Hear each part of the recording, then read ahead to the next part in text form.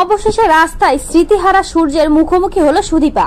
জানতে পারলো নিজের আসল পরিচয়। হ্যাঁ বন্ধুরা, আমরা এমনটাই দেখতে পাবো অনুরাগের ছোঁয়া ধারাবাহিকের আগামী পর্বগুলোতে। টিনাকে ফোনে না পেয়ে অভ্র পিজিতে গিয়ে সুদীপাকে দেখতে পাই এবং সুদীপা যে একই জিনিস দেখে একই ভাবে কষ্ট পেয়ে চৌধুরী বাড়ি ছেড়ে চলে এসেছে, অভ্র সেটা বুঝতে পারে। আর অভ্র সুদীপাকে বলে যে আমি তো কোয়ার্টার পাবো আর তুই আমার কোয়ার্টারেই থাকবি, আমি আর তুই থাকবো, এই দাদার কাছে কি তুই থাকতে পারবি না? তবে চৌধুরী বাড়ির সবার কথা মনে পড়ে সুদীপার, মনে পড়ে আদিত্যর কথা, নিজের স্বামীর কথা। আদিত্যকে তো খুব ভালোই বাসে সুদীপা। পিজি থেকে বেরিয়ে রাস্তায় রাস্তায় ঘুরে বেড়ালেও সুদীপা ভাবতে থাকে আদিত্যর কথা। অন্যদিকে টিনা বুঝতে পারে সুদীপা আদিত্যকে খুব ভালোবাসে, তাদের স্বামী স্ত্রীর মধ্যে অনেক ভালোবাসা আছে, কিন্তু কেউই কাউকে মনের কথা জানায়নি। অন্যদিকে অভ্র পরমাকে ভালোবাসলেও পরমা যে অভ্রকে একেবারেই ভালোবাসে না তা বুঝতে পারে টিনা।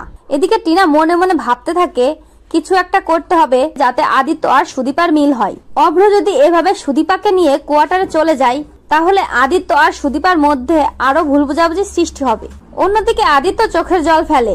আদিত্যর মা আদিত্যকে বুঝিয়ে দেয় সুদীপার মতো মেয়েরা কাউকে ঠকাতে পারে না, সুদীপা ওরকম মেয়ে নয়, সুদীপা কাউকে ঠকায়নি, তোকে তো ঠকাইনি, তুই যা সুদীপাকে ফিরিয়ে নিয়ে আয়।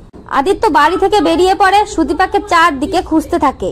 অন্যদিকে দেখা যায় সুদীপা আর অভ্র ওই দোকানগুলোতেই বসে থাকে। তবে কিছুক্ষণ পরে সেখানে একজন লোক আসে।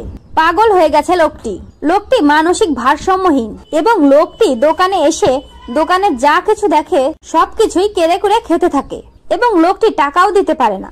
যখনই টাকা দিতে পারে না তখন দোকানদার ওই লোকটির উপর রেগে যায় এবং পাগল ভেবে লোকটিকে মারতে চায়। ঠিক তখনই সুদীপা এগিয়ে যায়।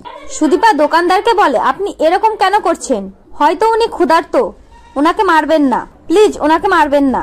এই বলে সুদীপা লোকটিকে চেয়ারের উপর বসায় এবং ভাবতে থাকে আহারে লোকটির বোধহয় খুব খিদে লেগেছে, হয়তো অনেকদিনই কিছু খায়নি। দোকান থেকে আর অনেক কিছু নিয়ে সুদীপা ওই লোকটিকে খেতে দেয়। যখনই সুদীপার হাত থেকে খাবারটা নেয় লোকটি মুখ তুলে তাকিয়েই লোকটি চমকে যায়। অন্যদিকে সুদীপাও লোকটির দিকে তাকিয়ে থাকে। লোকটি অন্য কেউ নয়, সূর্য সেনগুপ্ত। মানসিক ভারসাম্যহীন হয়ে গেছে।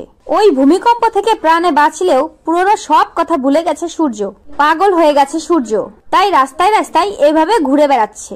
তবে সুদীপার মুখটা দেখা মাত্রই সূর্য বিড়বিড় করে বলতে থাকে দীপা, আমার দীপা, এ তো আমার দীপা।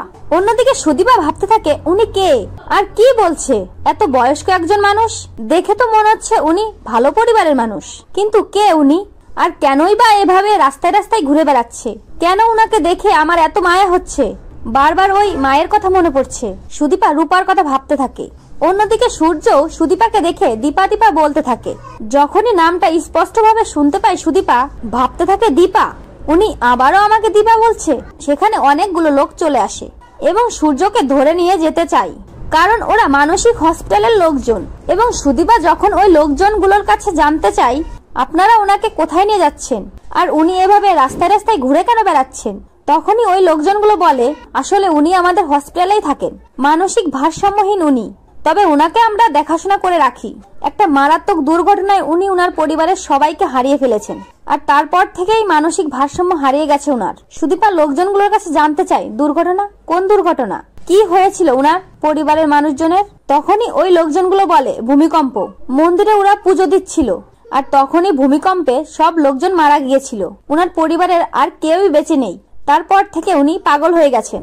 শুনেই চমকে যায় সুদীপা, তার মানে ওই ভূমিকম্পে তো আমিও আমার পরিবারকে হারিয়েছি, এমনটাই শুনেছিলাম আমি ওই অনাথ আশ্রমের মিসের থেকে। তবে কি এর সাথে আমার কোনো যোগসূত্র আছে, উনি আমার পরিচিত কেউ? তো বন্ধুরা তোমরা এটা চাও তো এভাবেই যেন স্মৃতিহারা সূর্যের মুখোমুখি হয় সুদীপা এবং সুদীপা যেন তার নিজের আসল পরিচয় জানতে পারে? কমেন্ট করে জানাও। আর চ্যানেলে নতুন হলে অবশ্যই দয়া করে চ্যানেলটি সাবস্ক্রাইব করো। সকলকে ধন্যবাদ সম্পূর্ণ ভিডিওটি দেখার জন্য। আর অনুরাগের ছোঁয়া নতুন আপডেট পেতে অবশ্যই ভিডিওতে লাইক, শেয়ার, কমেন্ট করতে ভুলো না।